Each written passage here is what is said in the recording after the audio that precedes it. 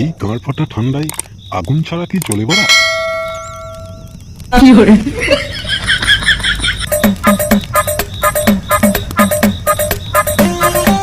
ভাই এলে? নাও বসো বসো। তা কাকু এইবার শীতটা জাঁকিয়ে পড়েছে, কি বলো? তা ঠিক বলেছ, কিন্তু কি জানো ভাইপু, তোমার কাকিমা থাকলে আর এই আগুন টাগুনের দরকার পড়তো না। কেন কেন, সেটা কি করে সম্ভব? সবই সম্ভব, ও তুমি বুঝবে না। এই চুদির ভাই ভাবছে হয়তো আমি কিছু বুঝি না। বাড়া, এ বেটা জানে না এ পাড়ার প্রায় সব বৌদিকেই আমি মাঝে মাঝে গরম ধরাই। ঠিক আছে ভাইপু, অনেক রাত হলো, আমি যাই, তুমি গা গরম করো।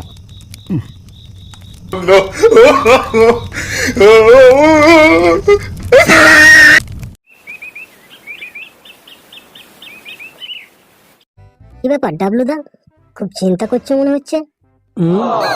বলছি কি অত ভাবছো? ধর লাগা, কি অত হুঁ হুঁ করছো? যা বাড়া, কোনো কথাই তো কানে দিচ্ছে না দেখছি। এই তো তোরা এসেছিস। দেখ না, ডাবলুদা কোনো কথাও বলছে না, কিচ্ছু না, এক মনে কি যেন ভাবছে।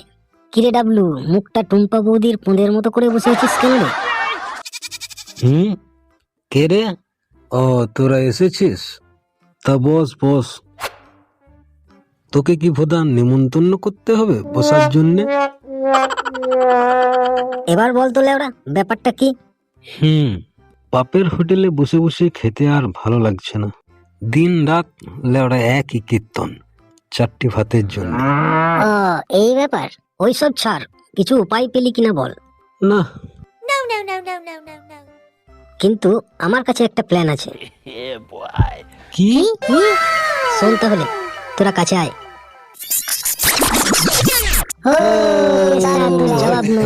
জবাব নাই। আসুন আসুন, এদিকে আসুন, টিকিট নিয়ে যান আর জীবন্ত বাঘ দেখুন আমাদের এই মাগিখানায়, না মানে চিড়িয়াখানায়।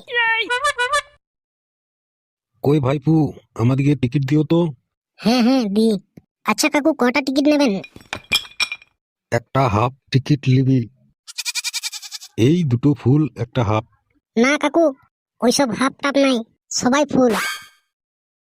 ঠিক আছে, তাই দাও। এই নাও। কই দেখি আপনাদের টিকিট দেখি। এই লাও। হ্যাঁ ঠিক আছে।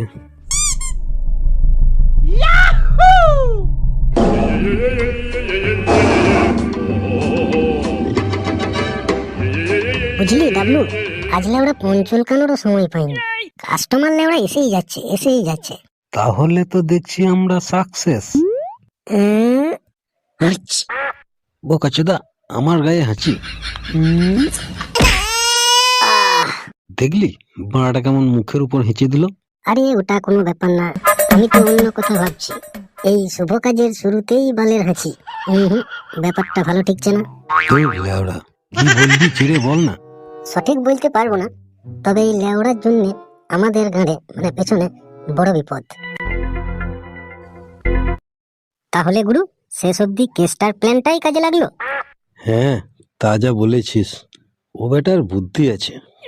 তা হবে না, যতই হোক সে তো এই বালচাল ক্লাবেরই একজন সদস্য, আর আমাদের এই গুরু ডাবলুদা আছে বলেই তো সব সম্ভব। কি ব্যাপার, মামাদের আগমন কেন এদিকে? কি ব্যাপার স্যার, আপনারা এদিকে কি মনে করে? তোদের এখানে লেওড়া ডাবলু কে আছিস রে? এই তো স্যার, আমি ডাবলু। কেন, কি হয়েছে? কি হয়েছে মানে, তোরা এখানে বান্ধবী মারাচ্ছিস? বেআইনি ভাবে বাঘ নিয়ে এসে চিড়িয়াখানা খুলেছিস? না না স্যার, আপনার কোথাও ভুল হচ্ছে, আমরা তো নকল। চপ ভসরি, বাঘটাকে নিয়ে আয়, বন দপ্তরে জমা দিয়ে আসি। জি উস্তাদ।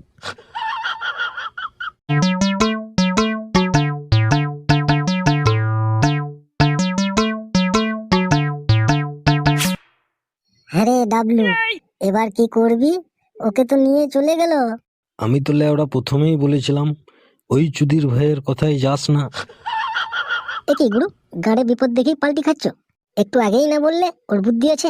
চুপ ভোদা, এখন কি করা যায় সেটাই ভাব। বুঝলি ডাবলু, আমার মাথায় একটা সুন্দর গাঁড় ফাটা বুদ্ধি এসেছে। শোনা কি বালের বুদ্ধি।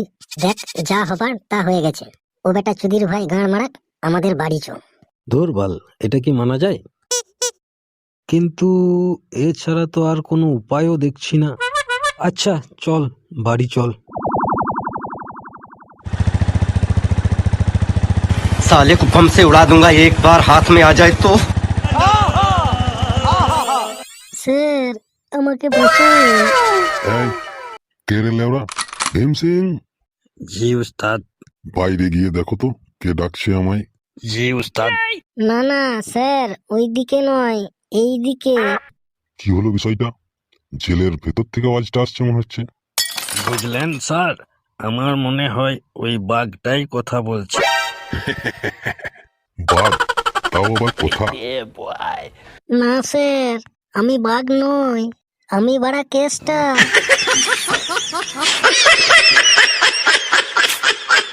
উহ, লেওড়া। স্যার, আমাকে ছেড়ে দিন, আমি কিছু করিনি। আমাকে ওই বন দপ্তরের হাতে তুলে দেবেন না, আমাকে ছেড়ে দিন। তোমাকে শুধু মারানি, তোকে সুন্দরবনে ছেড়ে দিয়ে আসবো।